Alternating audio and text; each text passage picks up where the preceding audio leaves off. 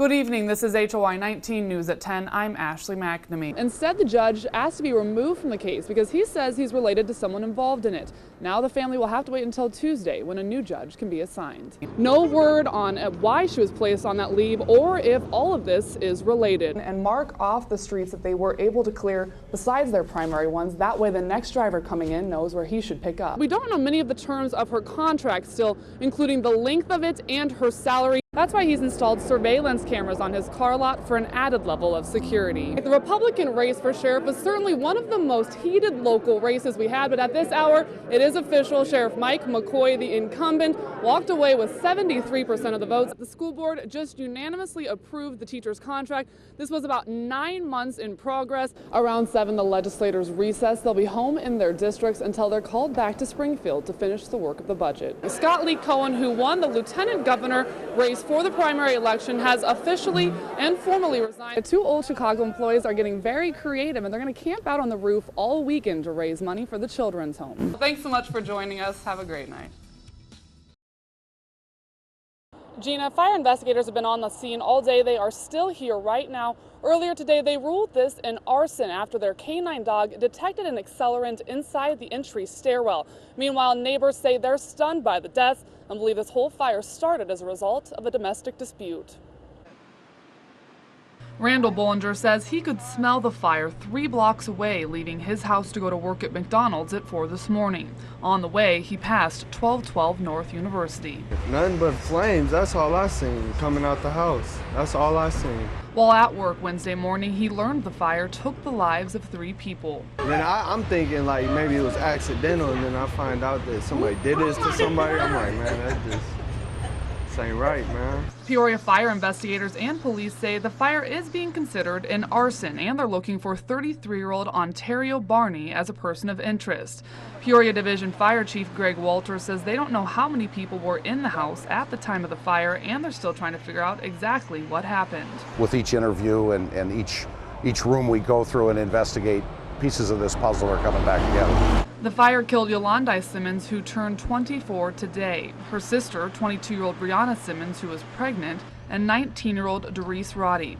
Yolanda Simmons' 2-year-old son was found on the floor of the same bedroom alive, and an adult man was found outside the bedroom window alive.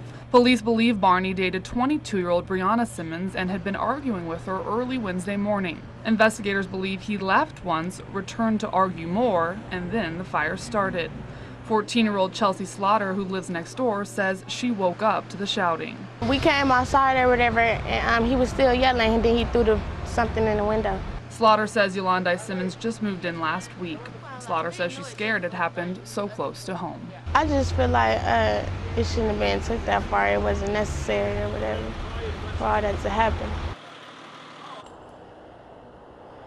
Now, investigators are still looking to speak with Ontario Barney. They have not located him yet. They are still looking for him. Last time he was seen, he was wearing a red and white striped shirt and jeans. He's about 5 feet, 11 inches tall, and he was seen near the Harrison homes this morning. If you have any information, you're asked to call Crime Stoppers. His number is 309-673-9000. And for now, reporting live in Peoria, I'm Ashley McNamee. Gina, back to you.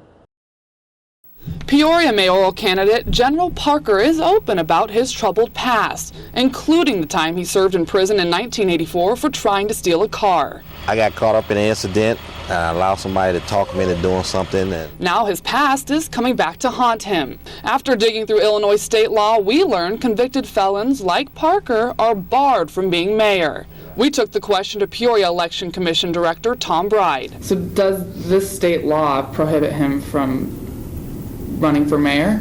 We don't have any capability of doing any of those, and we don't do any of that with that kind of background, or disqualify candidates. Bride says no one has contested Parker's candidacy.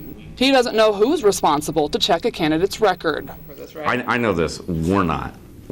You just file here, we run the election, and we certify the results. Now, we talked to the state election board, and they say it's not illegal for a convicted felon to run for mayor. In fact, they can even win and serve unless someone formally objects to the state's attorney. That says that if you've had a felony, you can't be mayor. Were you aware of that? Yes, I was. And I knew this would come up sooner or later, but also I have a petition in to the governor's office, and it's been in for over 2 years now, for clemency. I've asked for a pardon. Parker says his criminal past is exactly why he's running for mayor. It's about showing people we all make mistakes. And just because you made that mistake, don't let that one mistake define you. In Peoria, I'm Ashley McNamee.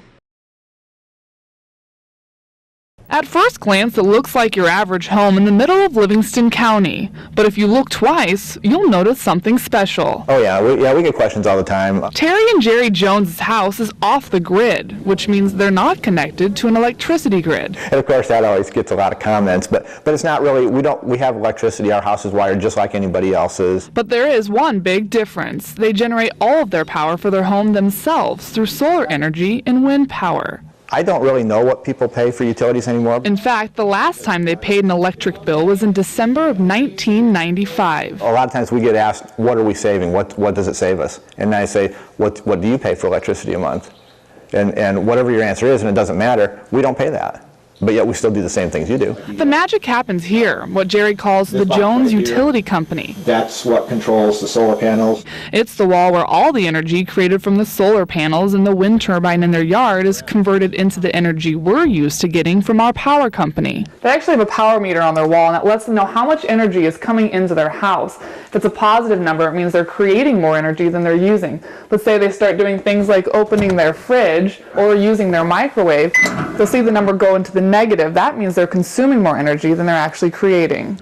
They say their lifestyle today is similar to when they lived on an electric grid. Now, they're just more conscious than they used to be. We're always looking at the weather because it's a key factor. You know, we know if it's going to be windy, we don't have to worry about what we're using. So everything from their license plates to their compact fluorescent light bulbs show that going green isn't a trend for the Joneses. It's their preferred way of life. And that's actually cleaner power than you get from the utility. In Pontiac, Ashley McNamee, HOI 19 News. As it takes off from Camp Shelby, it practically disappears into the sky, and that's the point. Sometimes they can be so high you can't see them, you can't hear them, so they're a great asset for intelligence gathering on the enemy. So. It is the Shadow 200 Tactical Unmanned Aerial Vehicle, or UAV. Sergeant Jay Groves of Bloomington is one of 28 Illinois Guardsmen who's been training on the UAV since January. At about $5 million apiece, he admits it is similar to playing a video game, but the camera on board captures anything below it, day or night. If somebody was to dig an IED, then the camera is so sensitive they actually see the difference in the soil. So when we're driving along, they can see if some soil's been tampered with. Now, to give you an idea of how big the UAV is, it's really very small. I'm about 6 feet tall. It's nearly 2 feet off the ground. Its wingspan is 14 feet wide and it's 12 feet long. It weighs about 400 pounds, but it takes off this catapult, and by the time it reaches the end, it's going about 70 miles an hour into the air. For Illinois, this is a Homeland Security piece of equipment too. On March 19th, the unit, 4 UAVs, and their support pieces will return to Illinois.